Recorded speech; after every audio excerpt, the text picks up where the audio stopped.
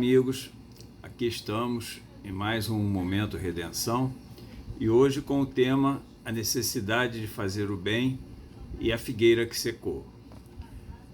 Um dos ensinamentos que Jesus mais enfatizou em sua passagem por entre os homens foi a necessidade de se fazer o bem.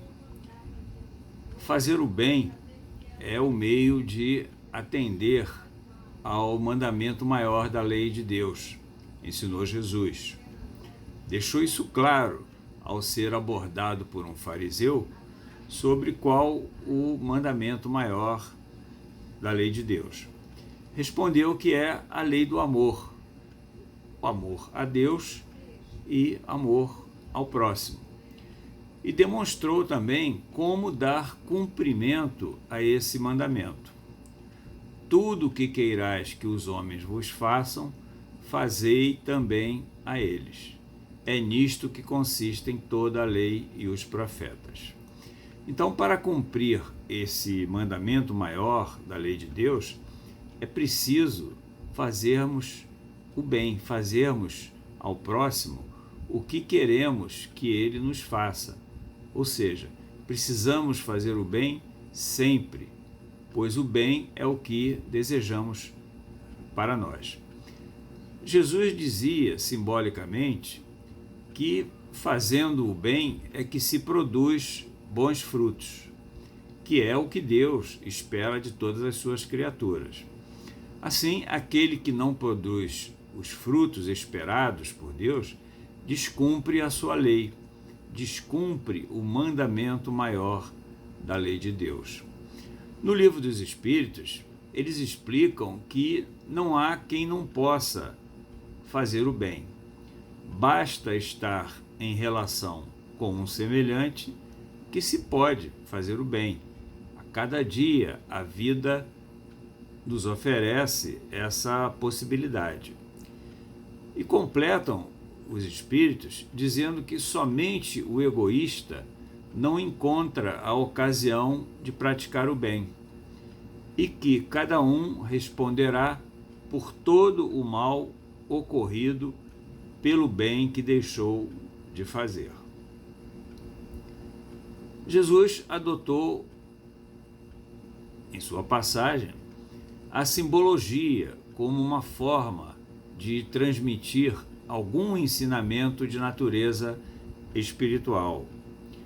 Ele falava a homens pouco desenvolvidos, moral e intelectualmente, ainda muito ligados às questões materiais e que, por isso, tinham dificuldade de perceber questões abstratas, como são as de natureza espiritual. Não estavam em condições de compreender certas coisas. Ouviam, mas não entendiam o que estavam ouvindo.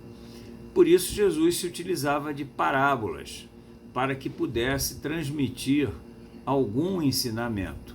Eram pequenas histórias simples, que traziam uma situação do cotidiano daquele povo e fazia analogia com uma situação da vida espiritual. Somente assim ele conseguia se fazer entender e transmitir algo positivo para aqueles homens. Numa dessas histórias, ele mostra, através de uma alegoria, de uma simbologia, a necessidade de fazer o bem e as consequências que aguardam aqueles que, tendo meios de ser úteis, de fazerem o bem, nada fazem, nenhum fruto produzem. É a história que ficou conhecida como a parábola da figueira que secou. Essa parábola está narrada nos evangelhos de Mateus e de Marcos. Kardec incluiu no Evangelho segundo o Espiritismo a narrativa de Marcos. Vamos a ela. Quando saíam de Betânia, Jesus teve fome e, vendo ao longe uma figueira, para ela se encaminhou a ver se acharia alguma coisa. Tendo-se, porém, aproximado, só achou folhas, visto não ser tempo de figos. Então disse Jesus à figueira: que ninguém coma de ti fruto algum. O que seus discípulos ouviram. No dia seguinte, ao passarem pela figueira, viram que ela secara até a raiz. Pedro, lembrando o que dissera Jesus, disse: Mestre, olha como secou a figueira que tu amaldiçoaste. Jesus, tomando a palavra, lhe disse: Tendo fé em Deus, digo-vos em verdade que aquele que disser a esta montanha: tira-te daí e lança-te no mar, mas sem hesitar no seu coração, crente firmemente de que tudo o que houver dito acontecerá, verá que acontece. Essa é a narrativa de Marcos. Então, embora essa história apareça intitulada como uma parábola, a narrativa de ambos os evangelistas, Mateus e Marcos, a apresenta como um fato real, um fato que teria acontecido na vida de Jesus. Mas a simbologia da história se assemelha mesmo a uma parábola. Daí talvez o fato ser apresentado como uma parábola. Kardec entende que se trata mesmo de uma parábola, das muitas que Jesus contou, e que foi apresentada como realidade, tal qual aconteceu com outras narrativas, como a transformação da água em vinho durante uma festa de bodas. Os evangelhos foram escritos muitos anos, décadas após a passagem de Jesus, através da lembrança daqueles que com ele conviveram e da interpretação dos evangelistas. Por isso, é possível que tenha sido uma história que Jesus contou, uma parábola, um ensinamento através de simbologia, através de metáfora, e que foi interpretada como um fato real. Mas seja uma parábola ou um fato que realmente aconteceu, o que importa é o ensinamento que o texto evangélico nos traz, demonstrando a necessidade de produzirmos os frutos que Deus espera de nós e demonstrando também as consequências que advirão quando deixamos de atender essa determinação divina. Para a correta compreensão do ensinamento, é preciso entender o contexto em que se passa a história. A figueira era uma árvore muito comum na Palestina daquela época. Dizia-se que seus primeiros frutos apareciam antes das folhas. Desse modo, quando a figueira se encontrasse coberta de folhas, era sinal de que já tinha frutos. Mesmo não sendo época de figos, como narra a história, Jesus avistou à beira do caminho uma figueira coberta de folhas. Era de se esperar, então, que já tivesse dado frutos, mesmo fora de época, porque era nisso que se acreditava naquele contexto. Mas ao se aproximar para ver se achava algum figo para se alimentar, Jesus encontrou somente folhas, nenhum fruto. Toda aquela folhagem era aparência enganosa. A figueira se cobrira de folhas, mas nenhum fruto produzira. Então, na simbologia da parábola, a figueira representa os que aparentam propensão para o bem, aqueles que se mostram benevolentes, fazedores de boas obras, mas que, em realidade, nenhum bem fazem, nenhum fruto produzem, nada em favor de seus semelhantes. Simboliza os que iludem com suas aparências de pessoas benevolentes, generosas, que propagam boas obras, fazendo com que os veem acreditem que produzem, de fato, bons frutos. Adotam uma postura de benevolência que ainda estão longe de conquistar, pois, na verdade, somente cuidam de seus interesses, apenas pensam em si, sem qualquer preocupação de fazerem algo pelo próximo. Como a figueira, que se encontrava cheia de folhas, enganam, iludem, passam uma imagem que não corresponde à realidade. Então, essa simbologia representa também aqueles oradores que nada de bom produzem. Tem mais brilho nas palavras do que em suas atitudes. Se limitam a discursos que agradam aos que ouvem, mas nada acrescentam para o melhoramento das pessoas. Nada dizem com relação à necessidade de modificação moral através de uma reforma interior. Os que os ouvem os admiram, discurso bonito, palavras bonitas, mas nenhum proveito tiram de seus discursos, como acontecia com os fariseus ao tempo de Jesus, considerados doutores da lei mosaica. Gostavam de conquistar seguidores com seus discursos inflamados, passavam por criaturas santas, irrepreensíveis, e daí contarem com a admiração do povo e terem muito poder em Jerusalém. Na verdade, utilizavam os fariseus o discurso como um meio de obterem vantagens pessoais. São como muitos ainda hoje o fazem, ao usarem o discurso religioso como meio de obterem vantagens. São os falsos profetas, que aproveitam-se da fragilidade das pessoas devido aos sofrimentos circunstanciais por que passam, para alcançarem seus objetivos. Por isso Jesus os chamou de sepulcros caiados, brancos por fora, mas podres por dentro. São como a figueira que secou, somente têm a aparência, nada de bom oferecem, nenhum fruto produzem.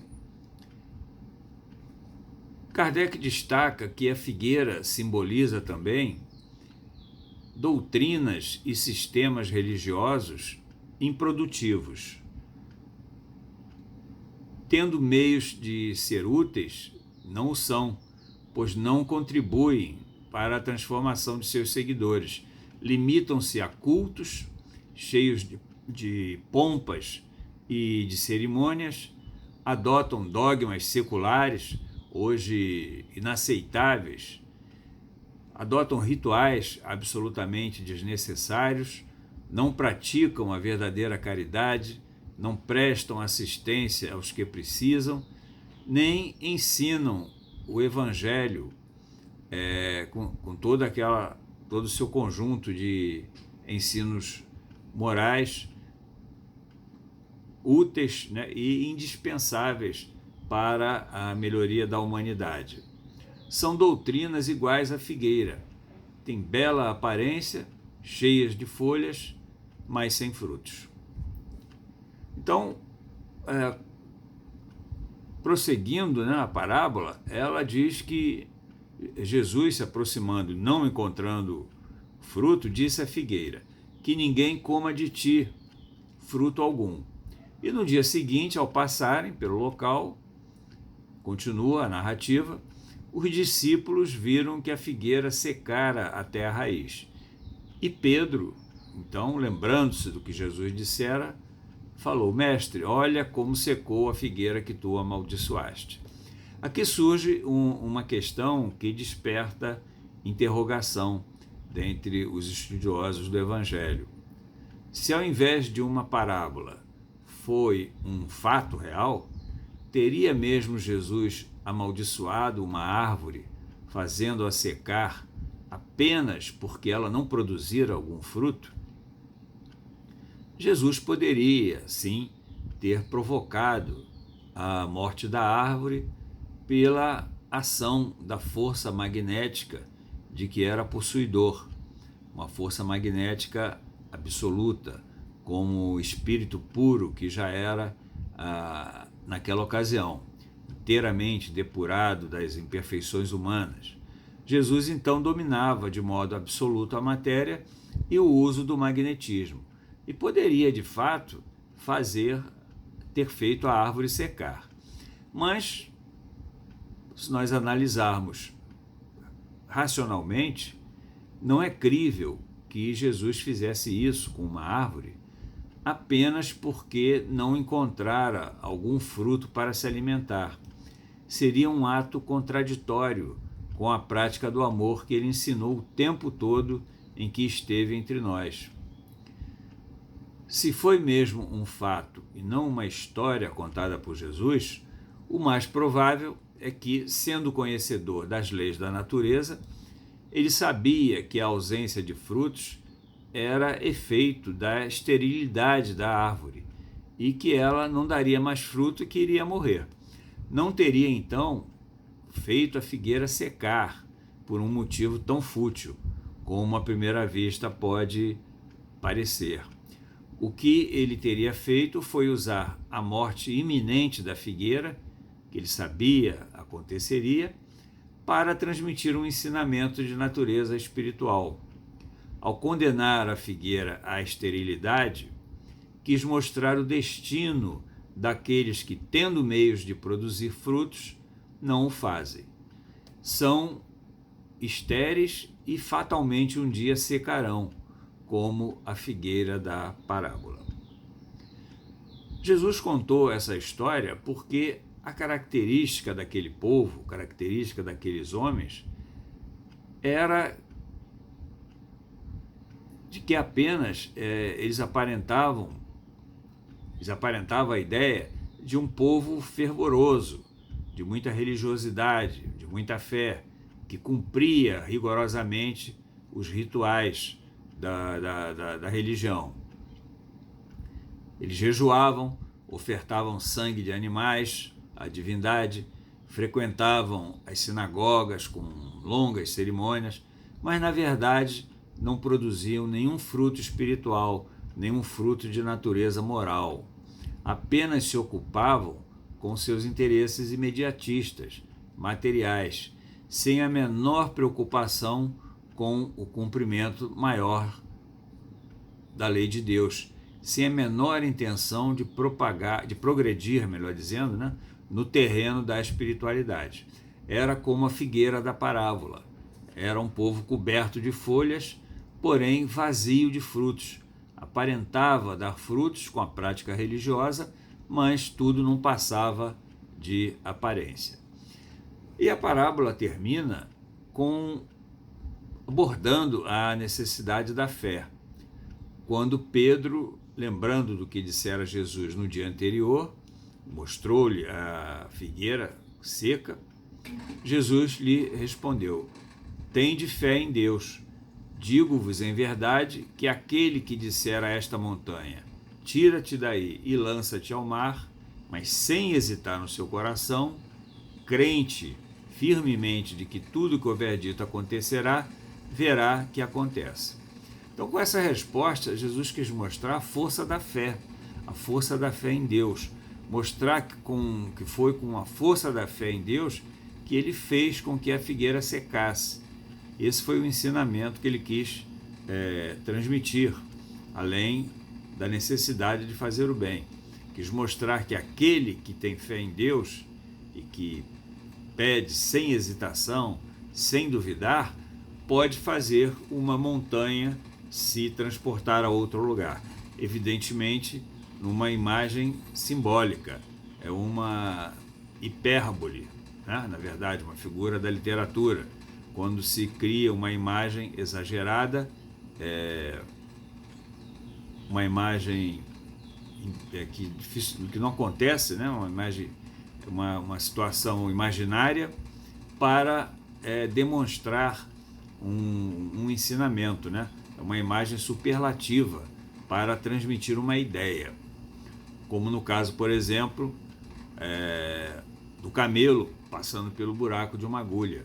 É uma hipérbole, é uma imagem, uma figura, né? Para transmitir a ideia de que o quanto é difícil a entrada de um rico no reino dos céus. Então, assim como com sua fé, Jesus demonstrou, quis ensinar que fizera a figueira secar, essa imagem simbólica, como nós já dissemos, ensinou que aquele que tem fé em Deus, firme e sem hesitação, o que disser com fé acontecerá. No último item desse capítulo de Evangelho segundo o Espiritismo, que Kardec aborda essa parábola, ele trata especificamente da questão dos médiuns e de suas missões. Mostra que os ensinamentos da parábola também a eles se aplicam e as consequências que advirão quando eles se desviam da tarefa recebida. Lembra o codificador que os médiuns são intérpretes dos espíritos. Sua missão é suprir nestes a falta de órgãos materiais necessários para se comunicarem com os homens. Para tanto é que são dotados de essa faculdade orgânica, que é a mediunidade. São árvores destinadas a produzirem frutos do alimento espiritual. Se, porém, se desviam desse objetivo, desse propósito com que reencarnaram com essa faculdade, se a empregam em coisas fúteis ou prejudiciais, se a utilizam para satisfazer interesses puramente pessoais, se fogem do trabalho, se não se empenham como deviam, nenhum proveito espiritual irão tirar dessa faculdade de que foram dotados. Estarão desperdiçando uma preciosa oportunidade de crescimento, uma preciosa oportunidade de se melhorarem. Se não sabem fazer frutificar bons frutos com a mediunidade, Deus lhes retirará esse dom que se tornou neles inútil, ou consentirá que se tornem presas dos maus espíritos. Como todos os que recebem recursos e se tornam inúteis, serão tratados então como a figueira da parábola, condenados a secarem a terra até a raiz, através dos sofrimentos que terão de suportar no retorno ao mundo espiritual ou ainda na vida terrena, por terem desonrado esse compromisso assumido. No livro Os Mensageiros, de André Luiz, psicografado por Chico Xavier, o autor espiritual traz vários exemplos de espíritos que reencarnaram com o compromisso mediúnico e, chegando aqui na Terra, deles se afastaram, abandonando suas faculdades ou delas fazendo mau uso. Um desses espíritos, por exemplo, Celino, veio de nosso lar com mediunidade de vidência, psicofonia e psicografia. Descumpriu todas as realizações que prometera atender. Usou essas faculdades para ganhar dinheiro. Prometia solução para todo tipo de problema daqueles que o consultavam. Transformou suas faculdades mediúnicas em fonte de renda. E André Luiz descreve que, ao desencarnar, Celino permaneceu 11 anos em zonas de grandes tormentos, cercado de espíritos igualmente desequilibrados espíritos a quem ele prometera aqui na Terra a solução dos seus problemas e não atendeu às expectativas.